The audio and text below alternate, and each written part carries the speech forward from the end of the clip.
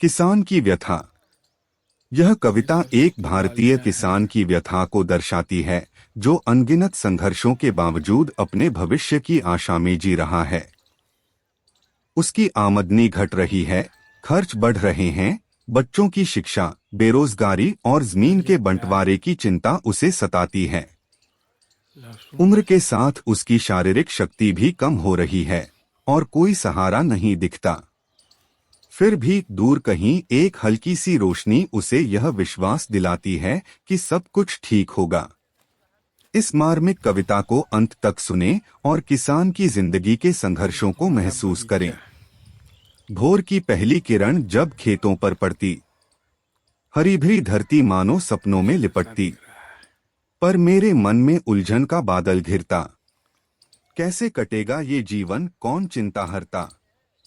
धान गेहूं सब्जियां उगाता हूँ दिन रात, पसीने से सींचता हूँ, न करता कोई बात, पर बाजार में दाम मिलते आधे से भी कम। खर्चे बढ़ते जाते हैं, दिन हो या हो तम। बेटे की पढ़ाई का बिल देख कांप जाता हूँ, फीस के डर से रातों को जाग जाता हूँ।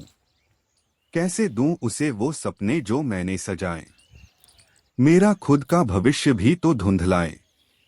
बेटा जवान हो गया पर काम नहीं मिलता, सपनों के शहर में भी सहारा नहीं मिलता। डिग्री लिए भटकता है, दर दर ठोकरे खाता, बाप की मेहनत का रंग अब क्यों नहीं आता। जो खेत मेरे दादा ने खून पसीने से सींचे, आज भाई भाई में बंटकर छोटे हो गए नीचे। हर हिस्से में कम होती हरियाली की स्याही, क्या देंगे ये टुकड़े, बस फसल या तबाही। कभी था मैं भी मजबूत, जोतता था हल, अब कमर झुकती जाती, आंखें भी हैं मल। पांव लड़खड़ाते हैं, सांसें हैं भारी, अब कौन देगा साथ, कौन करेगा सवारी। जब तक हाथ मजबूत था सब साथ खड़े थे, अब झुक गई रीढ़ तो सब दूर पड़े थे। बेटा शहर में उलझा, पड़ोसी भी अनजान, अब मेरा ही खेत मेरा, अब मेरा ही जान। फिर भी कहीं एक कोना उम्मीद से भरा है, हर अंधेरे के पार भी उजाला खड़ा है। हो सकता है किसी दिन हालात बदलें, सूखी जमीन पर फिर बादल बरसें, बेटा कहीं न कहीं सफल हो जाएगा। क्या हो रहा है?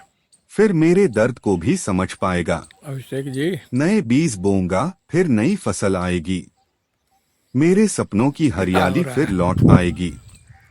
अगर तुम भी किसान की व्यथा समझ सकते हो, तो उसकी मेहनत को थोड़ा अपनाओ। हर दाने में छिपी होती है उसकी पीड़ा, बस अपने हिस्से की इज्जत उसे दिलाओ। अगर आपको यह कविता पसंद आई हो और आप किसान के संघर्ष को महसूस कर पाए हों, तो इसे शेयर करें और चैनल को सब्सक्राइब करें। किसानों के जीवन को बेहतर बनाने के लिए हमें उनकी आवाज को बुलंद करना होगा।